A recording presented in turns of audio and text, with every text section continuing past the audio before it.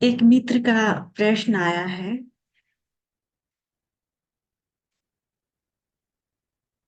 जो कि एक गहरे साधक हैं और कुछ दिनों से उनकी साधना की स्थिति सही नहीं है, जिससे जिसके कारण वो हमेशा तनाव से भरे रहते हैं, परेशान रहते हैं। स्वामी जी का नाम है स्वामी प्रेम बिस्मय, जो कि पटना से हैं। स्वामी जी लिखते हैं, मां प्रणाम। ध्यान को समझकर, जी कर, अब ध्यान में तनाव से भर जाता। आखिर ऐसा क्यों हो गया है? कुछ समझ में नहीं आ रहा। रास्ता पाकर भी रास्ता भूल गया। जैसे तैरने का आनंद लेकर भी तैरना भूल गया। हालांकि ऐसा कभी होता नहीं। माँ मेरी असमंजस और दिक्कत को आप ही समझ सकती हैं।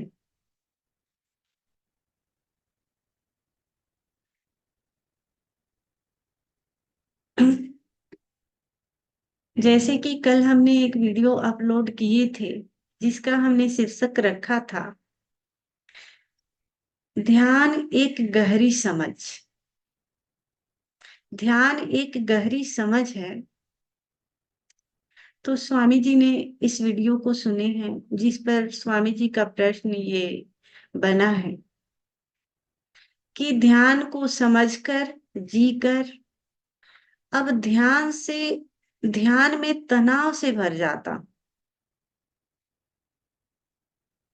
उनका पहले ध्यान में बहुत गहरा अनुभव रहा था कभी, लेकिन अभी ध्यान नहीं कर पाते।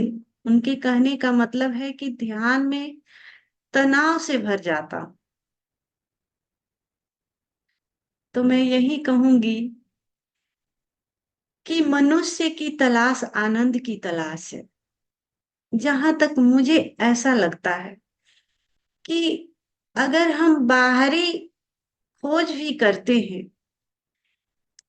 वहां भी हमारी तलाश आनंद की होती है, या भीतर की खोज भी अगर हम करते हैं तो आनंद के लिए ही हम करते हैं।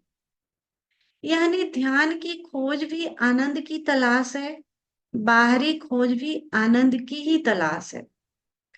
तो जैसे अगर कोई व्यक्ति बाहरी खोज करता है, संपत्ति में, बड़े बंगले में, गाड़ियों में, उसको लगता है कि अगर बड़ा बंगला हो जाए, गाड़ी हो जाए, सब कुछ मिल जाए, ऐशो आराम हो जाए, इस पद पर हो जाऊं तो शायद हमें सुख मिल जाएगा, हम आनंदित हो जाएंगे।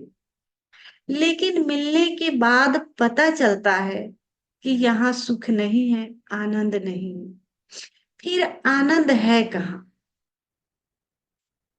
तो फिर आनंद है कहाँ? फिर उसकी खोज जारी होती है कि अब आनंद मैं कहाँ ढूंढूं। तो कोई सदगुरु, कोई गुरु मिलते हैं जो कि बताते हैं कि स्वयं के भीतर आनंद है। यानी ध्यान जब हमारे भीतर घटित होता है तो आनंद की जन्म होती है। और फिर व्यक्ति आनंद के तलाश में स्वयं के भीतर खोजने लगता है। आनंद वहां भी नहीं पाता। क्यों? क्योंकि वहां भी हम जब जाते हैं ध्यान की तलाश में, तो हमारी इच्छाएं होती है, हमारी वासनाएं होती है, उसी को लेकर हम जाते हैं। यानी हमें कुछ मिल जाए। अब कुछ मिल जाए, ध्यान ही सही, ध्यान मिल जाए। अब ध्यान मिलने की चाहत जब हम लेकर के जाएंगे तो तनाव से भरेंगे ही।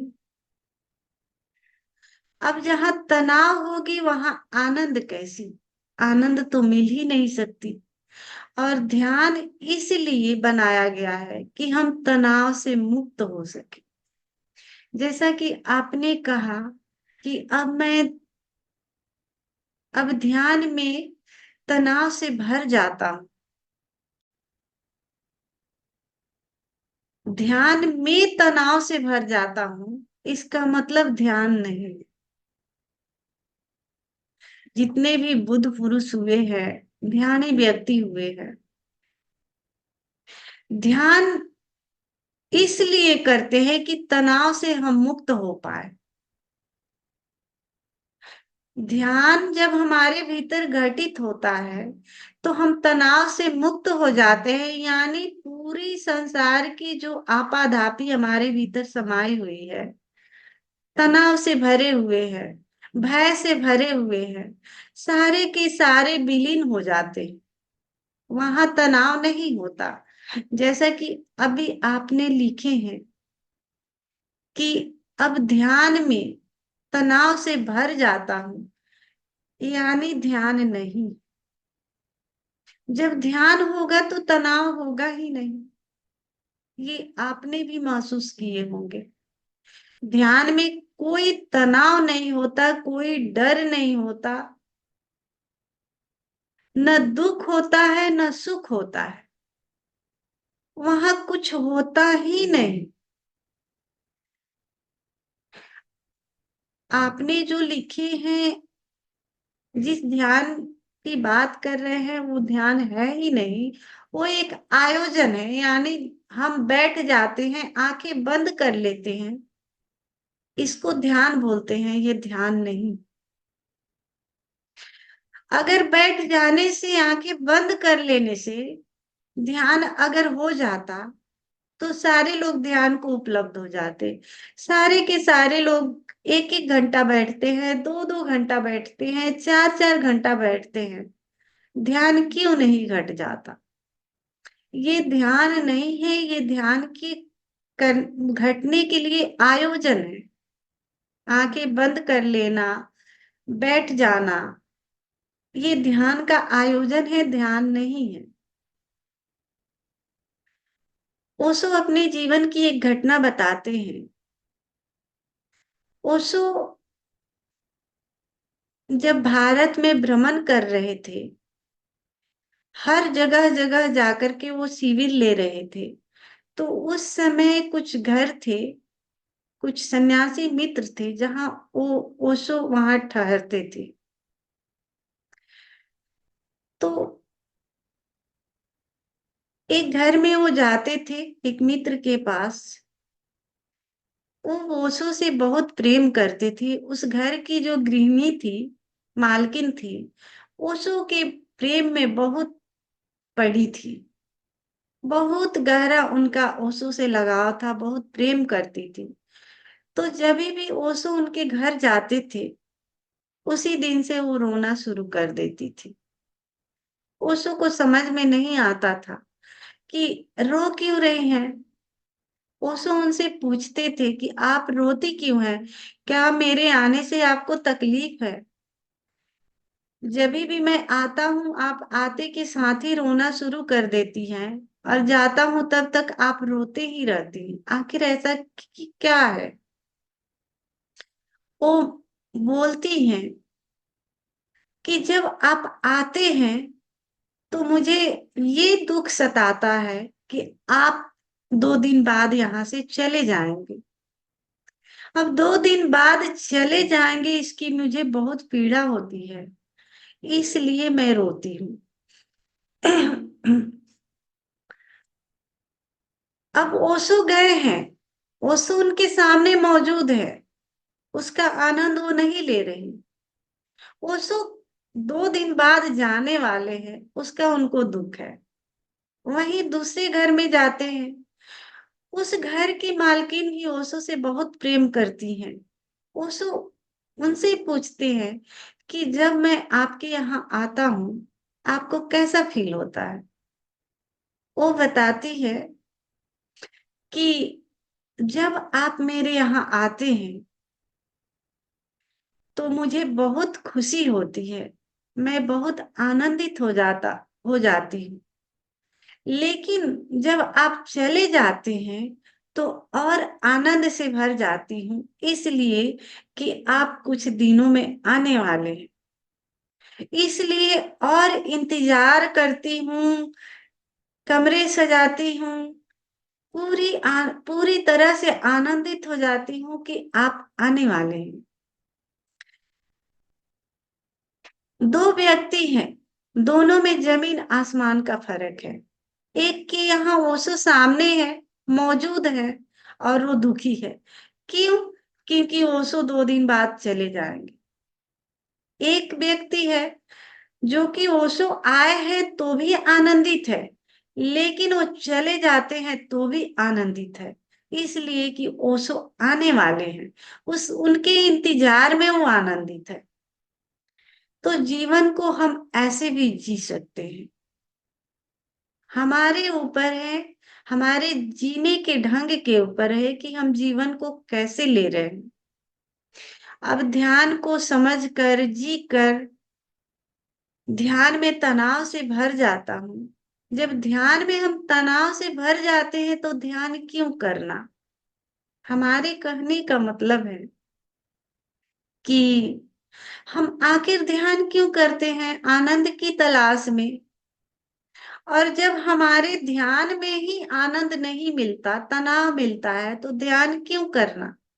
जहां आपको आनंद मिलता है, आप उसी काम को करें। क्योंकि जो भी व्यक्ति ध्यान के खोज में निकले हैं, वो आनंद के खोज में ही निकले हैं, परम शांति के खोज में ही निकले हैं, ताकि हमें परम शांति मिल पाए। अब हम परम शांति मिल जाए और हम दुखी हो जाएं, तो शांति की तलाश क्यों करना? हमारे कहने का मतलब कि आप ध्यान को छोड़ दीजिए। जहां आपको खुशी मिलती है, जहां आनंद मिलता है, आप उसी की तलाश कीजिए। अगर आपको संपत्ति में सुख मिलता है, आप उसकी तलाश कीजिए। स्त्री में सुख मिलता है, आप उसकी तलाश कीजिए। ध्यान को भाड़ में जाने दीजिए। ध्यान से क्या करना है? ध्यान अगर आनंद नहीं देता है, आपको पीड़ा दे रही है, कष्ट दे रही है, आपको तनाव से भर दे रही है, तो ध्यान क्यों करना? ध्यान को छोड़ दीजिए, भूल ही जाइए। यानी इशारा किया गया है, जहां आनंद है वहीं ध्यान है। ध्यान का मतलब जहां होश है वही ध्यान है, जागरण है वही ध्यान है, जहां आनंद है वही ध्यान है। अगर आपको किसी स्त्री में रस है और आनंद मिलता है, यानी आप ध्यान से जुड़ गए, आपको ध्यान वही मिलेगा। आंखें बंद कर लेने से, बैठ जाने से आपको यहाँ ध्यान नहीं मिलेगा, आप तनाव से भर जाएंगे। तो ध्यान की तलाश जो हम करते हैं सुख के लिए, आनंदित होने के लिए, और उससे हमें पीड़ा मिले, कष्ट मिले, तो मैं यही कहूंगी कि ध्यान करना बंद कर दीजिए। और ध्यान में तनाव कभी नहीं होता। ये सभी बुद्ध पुरुषों ने बताया है, संतों ने बताया है, हमारा जो अनुभव है हम बता रहे हैं। क्योंकि ध्यान में मन होता ही नहीं, विचार होते ही नहीं। अब जहां विचार नहीं है वहां तनाव कैसे होगा? तनाव तभी होता है जब हम इच्छाएं लेकर आते हैं, अपेक्षाएं लेकर आते हैं। हमारी इच्छाएं होती हैं कि ये पालूं, ध्यान क्यों नहीं घट रहा, ये भी एक इच्छा है, ये भी वासना है कि हमें आनंद क्यों नहीं मिल रहा, ध्यान क्यों नहीं घट रहा, ये क्यों नहीं हो रहा। मैं क्योंकि अक्सर लोग ध्यान करते हैं चमत्कार होने के लिए, कि हमसे कोई चमत्कार हो जाए, कुछ देख लूं, कुछ ये पालूं, कुछ वो पालूं। इसके चक्कर में हम उस ध्यान से भी वंचित रह जाते हैं। जैसे कि अभी हमने कहा कि ओशो आए हैं, ओशो सामने मौजूद है, और 2 दिन चले जाएंगे, इसके चक्कर में ओशो से भी हम वंचित रह जाते हैं। तो ऐसे ही होता है, हमारे सामने परमात्मा मौजूद होता है, हमारे सामने हमेशा परमात्मा मौजूद रहता है, और हम घटने के चक्कर में ऐसा क्यों नहीं हो रहा, वैसा क्यों नहीं हो रहा, उसे भी हम खो देते हैं। तो मैं स्वामी जी से यही कहूंगी कि जहां आनंद मिलता है आप उसी की तलाश करें, वहीं आपको ध्यान घटेगा। आंखें बंद कर लेने से, बैठ जाने से अगर आपको तनाव महसूस हो रहा है, आप तनाव से भर जा रहे हैं, तो आप ध्यान नहीं करें, ध्यान का आयोजन नहीं करें। मेरे कहने का मतलब ये ध्यान होता नहीं, एक आयोजन होता है। उस आयोजन को भी छोड़ दे, जीवन को सहज ढंग से जीना शुरू करें। जीवन को सहज ढंग से जीने लगेंगे। फूल खिला है, अब उसमें हमें क्या करना है? हमें आनंद लेना है कि फूल कितना खूबसूरत है, सुगंधित है, उसको जीना है, आनंद लेना है।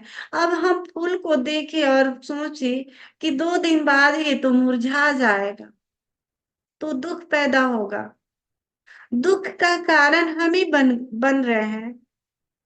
तो इसलिए जब हम अपनी अपेक्षाएं उसमें आरोपित करते हैं तो दुख का कारण बनता है। अब हम यहाँ आए हैं, ध्यान का आयोजन कर रहे हैं, और सोचेंगे कि ध्यान नहीं घट रहा, तो हमें तनाव हमारे भीतर होगा, दुख होगा, कुछ नहीं हो रहा, कुछ नहीं हो रहा, और निगेटिव से हम भरते जाएंगे। जितना हम निगेटिव से भरेंगे उतना हमारे भीतर ध्यान नहीं घटेगा। जैसे अभी हम यहाँ बैठे हैं, अगर हम धन्यवाद दें ईश्वर को कि हमारी सुबह आंखें खुल गई, हमने सुबह का ये जो ब्रह्म मुहूर्त का जो आनंद होता है उसे हमने जिया, उसे हम बैठकर जी रहे हैं, इसके लिए हम तुम्हें धन्यवाद देते हैं। इतनी सुंदर सुबह देखने को मिली, न उजाला है न अंधेरा है, कितना सुहाना सुबह है, ये देखने को हमें मिला। इसके लिए जब हम धन्यवाद देते हैं तो ध्यान अपने आप घट जाता है। ध्यान घटाना नहीं पड़ता, बल्कि ध्यान घट जाता है हम जब उसको जीने लगते हैं। अब हम यहाँ उठ करके आए और कहें कि मैं अपना नींद खराब करता हूँ, सुबह उठता भी हूँ, ध्यान नहीं घटता, तो ध्यान कभी नहीं घटेगा और हम दुखी परेशान हो जाएंगे। बल्कि हमें आनंद लेना है ना, जो हमें सुबह मिला है, जो जीवन नया मिला है। अगर ये जीवन नहीं मिलता तो हम क्या करते? रात सोए के सोए रह जाते। आज हमारी अर्थी सजती, आंखें अगर नहीं खुलती तो हम क्या कर सकते थे? हमारी अर्थी सजती, सारे लोग रो रहे होते। तो हमें इतना सुंदर जीवन अस्तित्व ने दिया है कि हम स्वयं को दे पा रहे हैं, सुहाना ये खूबसूरत सुबह देख पा रहे हैं। यही कम है क्या? तो हम इसको आनंद में भी ले सकते हैं और दुख में भी ले सकते हैं, ये हमारे ऊपर है।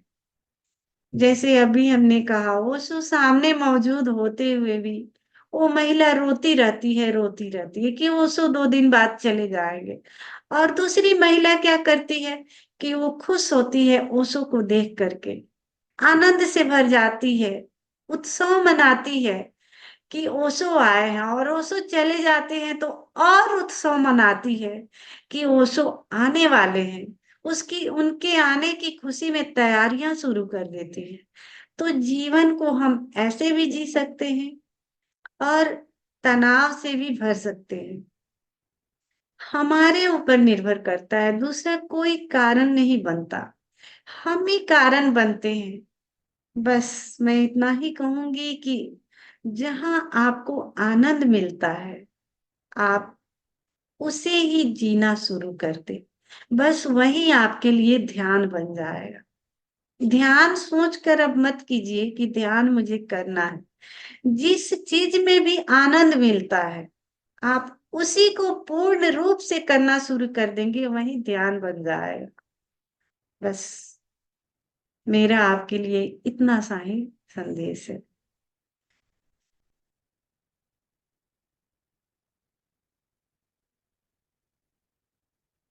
तो आइए इस ध्यान को हम आगे बढ़ाते हैं। जैसा कि मैं संगीत लगाती हूँ, संगीत पर स्वयं को हम छोड़ देंगे, हमारे भीतर से नृत्य का जन्म होने देंगे। जैसे जैसे शरीर मूव करना चाहे, वैसे वैसे हम शरीर का सहयोग करेंगे, स्वयं का सहयोग करेंगे, स्वयं को नहीं बचाएंगे, पूरी तरह से हम नृत्य में डूब जाएंगे। उसके बाद ओशो की अमृत वाणी से इस ध्यान में प्रवेश करेंगे। लास्ट का जो हमारा चरण है प्रार्थना का, प्रार्थना में हम पूरे भाव से भरे हुए, प्रेम से भरे हुए हमें प्रार्थना में डूबना है। अस्तित्व को धन्यवाद देना है कि इतना खूबसूरत जीवन हमें दिया, इतनी सुंदर सुबह। अगर मेरी आंखें नहीं खुलती तो ये आज का सूरज मैं नहीं देख पाता। इसके लिए हमें अस्तित्व को धन्यवाद देना है, अहोभाव से भरना है। उसके बाद हम इस ध्यान को विराम देंगे। तो सभी मित्र खड़े हो जाए, और जो मित्र खड़े नहीं हो सकते वो बैठे बैठे ही नृत्य में डूबेंगे।